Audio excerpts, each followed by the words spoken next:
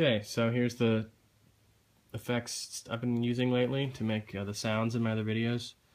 This is a Holy pedal board. I forget the name of the brand, I'll post it in the description, but it's really awesome. Two-tiered. The power supply is underneath this top level.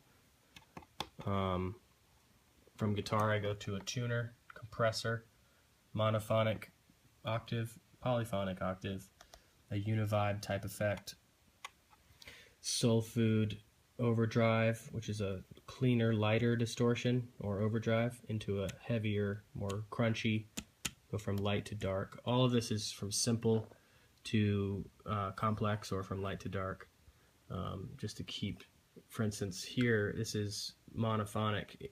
This tracks better being polyphonic, so I want this to be affected by this instead of this polyphonic thing to go into this, which doesn't interact well and gets muddy.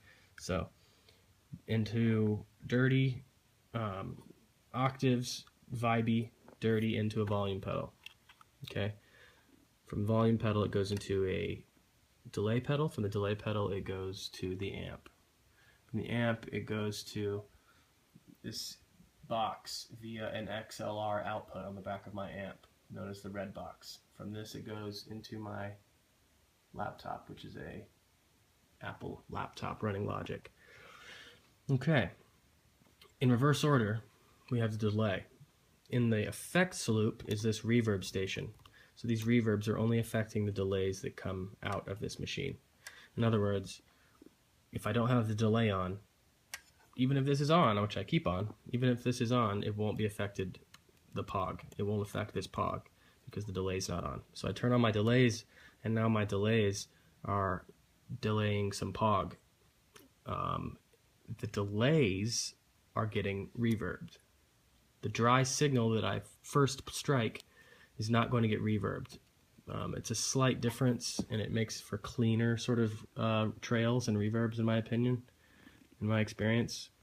You could also run both of these from the back of the amp in the effects loop of that amp, which would go from the preamp in the amp directly to the delays, and then it blends all your other stuff that comes in the front of the amp. Anyway, many combinations, this is one of them. You'll be able to see sort of sounds in other videos. But the general principle is from light to dark, from simple to complex. This compressor is awesome because it has a blend knob.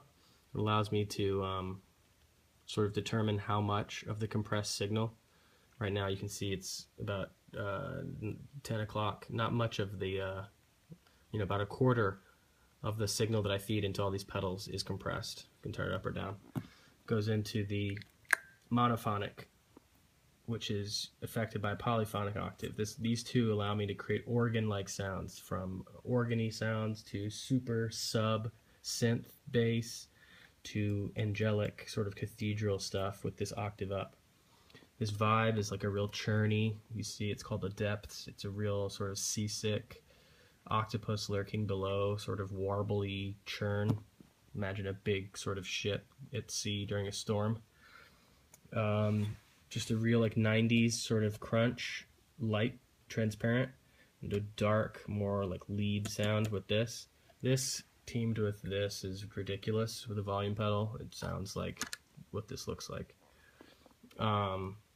This pedal, you could do a whole hour-long video on it. There's plenty of videos on the Strymon timeline. I just got it. I haven't figured it out. I've only got about one preset made because look how complex it is. 12 different model of reverb delays, rather, with all these different ways to tweak it. It's a lot of work. I use it mostly for the looper at this point.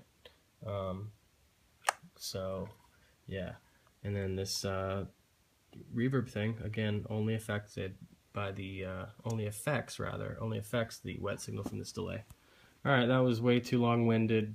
Feel free to ask questions, and hopefully I'll post some samples of the sounds I can make from this. Peace out. Oh, almost forgot. This is the guitar. It makes all these sounds. It's a Paul Reed Smith Paul's guitar. Really cool pickup system. Again, there's also videos on this if you want to see more about this guitar, but it's pretty baller. This pedal board's pretty cool. I just made it. Pretty proud of it, so I'm making this video. Hope you enjoy.